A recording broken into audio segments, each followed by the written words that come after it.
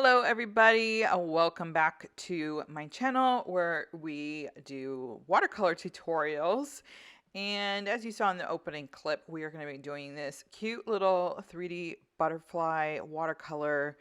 And I'm going to link below the supplies that I used, as well as you can actually now order the entire kit off my website. So, and of course, not do any of that. So if you have your watercolor supplies, then grab them. Let's get this done. I'm using a ruler because I think the ruler has a great width to like a bookmark. It looks like a bookmark width, right? You can use anything. You can use the spine of a book. You can use an actual bookmark that you have. You just basically want that width of the bookmark. And we're going to be drawing that. And then it folds over, as you saw in the opening clip. And then you have your butterfly wings on the side. So if you order the kit, I will provide you with the stencil for that. And then my suggestion would be to grab like a butterfly stencil. So we're going to start with just doing what I call the window pane. And as you could see there, probably want to rewind that a little bit, but and this is a good note to make, especially with these Dr. P.H. Martin watercolor paints. When I tell people to use just a little tiny amount, I don't think they realize how small of an amount I'm talking about. So I basically put one drop of the paint on my palette there. And then from that one drop, I just barely touch the tip of my paintbrush, wet paintbrush, to the paint. And you'll see it again, just to get just a tiny bit of color in there. And even when I do that, you can see it still puts a lot of color on the paper. So much so that I end up dabbing it dry with a paper towel because I really want it to be super, super translucent. Then I take my paintbrush, and my paintbrush is still wet, but not slopping wet. So basically I dabbed it on the towel just to get the excess water off of it. And I dipped it back into the paint so that I can get it to be a little bit more bold. And I traced the edge of the wings. And this isn't my actual wings. This is just me showing you this before I actually show you again on the actual tutorial. But I wanted to go over this part because I know this is going to be the most important part. And I basically used the water to pull a little bit of that color throughout the whole entire wing. And then I dabbed it dry again with the towel to lift up the excess color. And then as you can see, it really lightens up that middle part, and I have enough paint on the edges that it still holds it. So back to the stencil. I'm freehand drawing this. You can use, if you want, you can print out a butterfly stencil and cut it if you're not comfortable drawing it out. It is a little weird to draw it out. I personally would prefer using a stencil, especially in hindsight, because you do want both sides to kind of match each other a little bit. So I realized that after I had finished this, I was like, oh, I'm not really loving how this turned out. So the stencil I provided in my kit is done properly. The other thing too is the body of the butterfly is the full body here. So when you fold it over, you end up kind of with two bodies the way I did it. So you can do either half of the body, so it's like, you know, when they come together, it makes a full body, or you can just fold it differently. But in the stencil I provide in the kit, it's half the body. So, and they are perfectly matched on each side. So when you fold it over, it should come together to make a perfectly pretty butterfly. The other thing you can do with this is, I thought it was really cute, is if you want to like use this and send it as like a greeting card to somebody, you can put like a little message on the inside of this bookmark. And you know, then they fold it over and they have that message. And I think that would be a really cute idea. And you can use glue dots to put them together. That way they're not permanently stuck together, or you can just keep it unfolded, which eventually, you know, it will pop open when you take it out of the book. But when it's in the book, it stays closed, obviously. So I'm doing that window pane effect again with this, what I showed in the earlier clip. And I'm doing, with this one, it's a little bit of a lighter blue. I'll link the colors below and all that fun stuff. It looks like a lighter blue. This is actually called Payne's Gray, Payne S Gray. I love this color. It's a very popularly loved color in the watercolor artist world. I think it's because it is kind of that perfect balance of blue and gray, which comes in handy quite a bit because it's great for like oceans and water because it's not that vibrant blue. If you're looking for like stormy clouds, this would actually be perfect just for fog. If you're doing fog, I have a fog tutorial as well, and I can post that at the end of the clip. But it has that perfect amount of blue and gray, which is hard to obtain if you're mixing colors. So why try to mix the colors if you have it, right? So Payne's gray. I don't know who Payne is. I don't know where that name came from. Some of the names of these colors are a little crazy, right? And then I'm doing that outline like before, and I'm kind of layering on the darkness at the tips here. And so I put in the dark, kind of like what I did in that tutorial clip in the beginning, and then I lift the color, and then I keep adding it until I get to the right density, until I have it really dark at the end here. And I don't know, I think it has a really cool effect.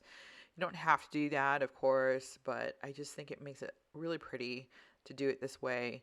And then I'm going to, it's looking very crayon-ish to me right now. It's just very, it doesn't look like watercolor. I don't know what I'm saying. I just had a lot of coffee, so maybe I'm overthinking this. And I did lift that color a little bit. I'm liking my left wing way more than my right wing. So, and then I'm doing a dark, this middle part of the wing, I'm doing it darker. I don't know. I wanted to do it darker. I just thought it would look pretty that way. And then you can see the other wings kind of underneath it, just from that layering. And I just think it had this really cool effect. So now I'm liking my right wing better with the middle part. It's just how it is. You're never going to get them perfectly. I mean, maybe somebody can. They can get it exactly like I didn't. I was freehand painting this. I just wanted to see the difficulty level if you are. And yeah, it wasn't that difficult, but I mean, again, it's like have you ever tried to draw a vase and making those two sides perfectly even? I feel like that's so hard to do. But I am not a drawer. I am a painter.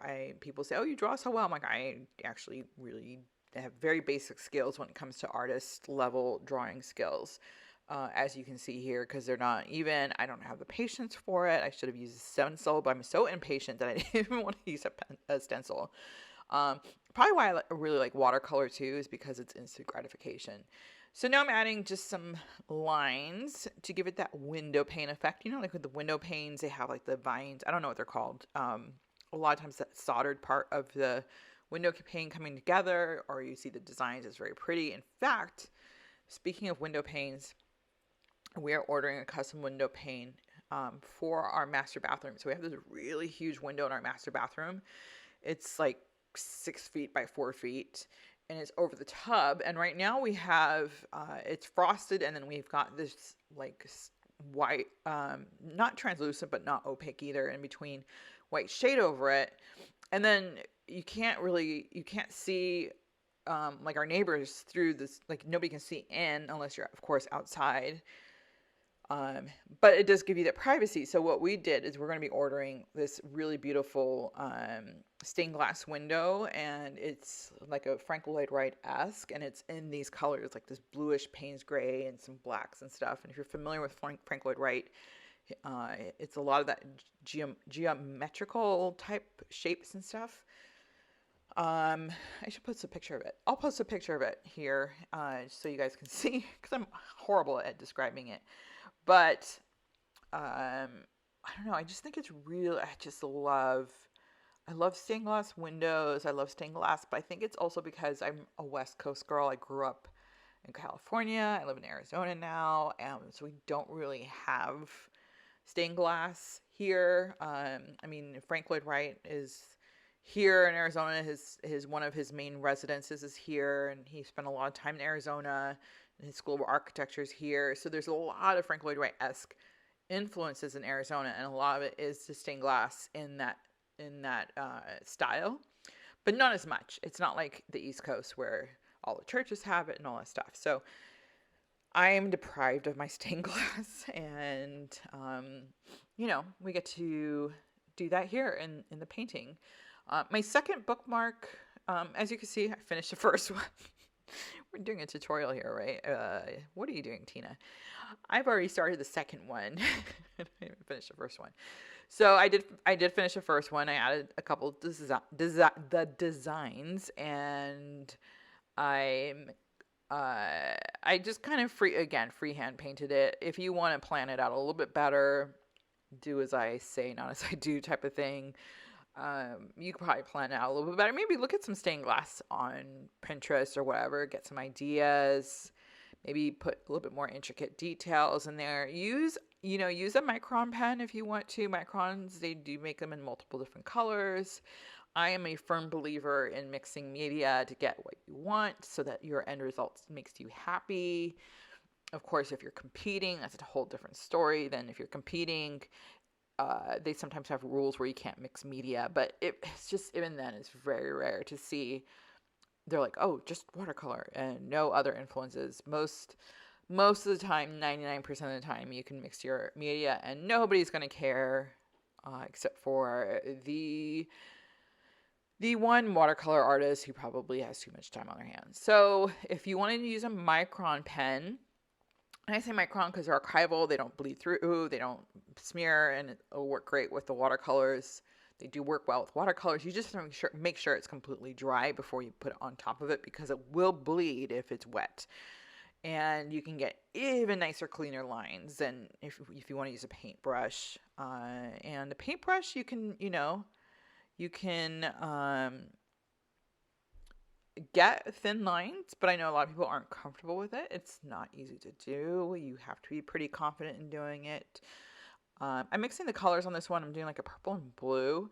And I think in my thumbnail photo, this is actually, it's funny because the second bookmark, I like my first one better just because of those blues. I really think it's pretty. The second one is one I ended up using, I think, the most in my thumbnails and my promo photos for this and stuff. So pretty funny because I did like my first one better. But I love these colors, and you know what? Oh, I know why. Because I pulled the book off my bookshelf, and it was, I'm completely blanking on the name of the book right now. I'll pop it into the, I'll pop it up here so that you guys can see the name. What is it? I don't remember. It's a cute YA fantasy book. It's actually a pretty good book. I enjoyed it. But it has these two colors on it, and I didn't plan it that way. When I finished my bookmarks, I had cut them out, and I was looking for a book to take a picture with it, and I kind of just grabbed the first book I could, and it had these colors. I was like, wow, this actually matches perfectly. So I didn't plan it that way. I mean, it looks like I did. I didn't. And it has, I don't know, are these kind of like a peacock color? Like you have the aqua greens and stuff. It kind of has like a little peacock-esque look. I'm using phthalo green, which is, the P at the beginning, PHTHALO, phthalo green. The P is silent. Phthalo green and juniper green for this bluish peacock, bluish green aqua color. I think it's just such a pretty color. You probably hear me moving my paint bottles in the background. And I don't be afraid to go over the upper wing, because that layering, I think, helps create a really cool effect. I'm still trying to remember the name. I feel like it says Magnificence Hotel. What is it? It's driving me crazy. And then I'm again using a darker on the ends of the wings here to kind of just create a really cool effect. And if you want, you can also use metallic watercolors, which would be really pretty. I should do a metallic watercolor tutorial. Let me know if you guys are interested in that, if you want me to do a metallic one. And Magnificent Hotel. The Magnificent Hotel? What is it? It is so driving me crazy right now. Which is funny because I know I've already probably put the name up on the screen by now in my edits, and guys are like, just stop, because we already know what it is. And here I am. I'm just trying to be like, oh, where should I put this? I didn't want to do the same thing as the one above. I really should have, because the one above came out good, but I just wanted to do something different. I don't hate it. I like it. I don't love it. Probably should have planned it out a little bit better. I really just kind of, this is what I'm saying. I'm not a good drawer. I just cannot come up with stuff from the top of my head that looks cute. And so I just kind of drew something, and probably could have done this a much better service by looking up some ideas.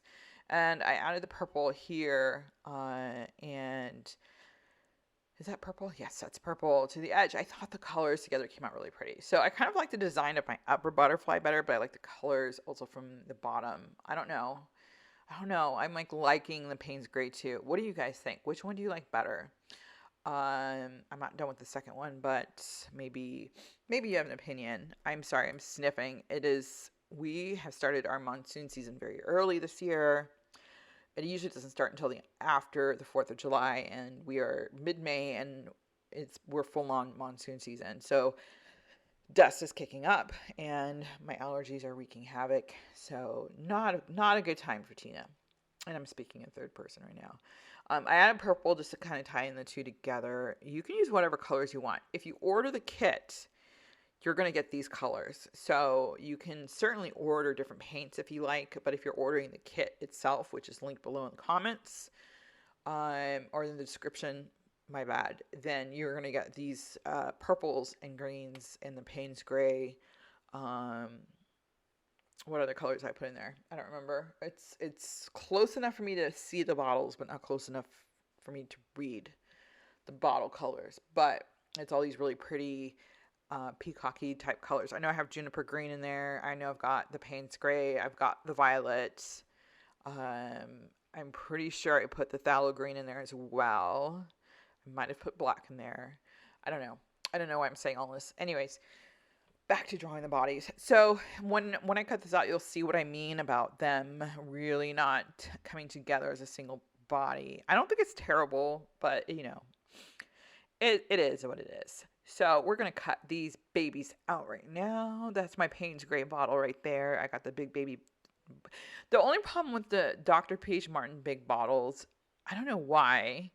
Maybe it's user malfunction, but the droppers don't work well with them. I don't know what it is. Like, you kind of have to just scoop it out with the dropper. Like, the dropper literally does not work in the big bottles. I think of the big bottles, I probably have one that works right. And I have maybe a dozen of the big bottles in different colors that I use a lot of, which is black, white, Payne's Gray, some of the browns I use a lot of just because I do a lot of desert stuff and animals, pet portraits.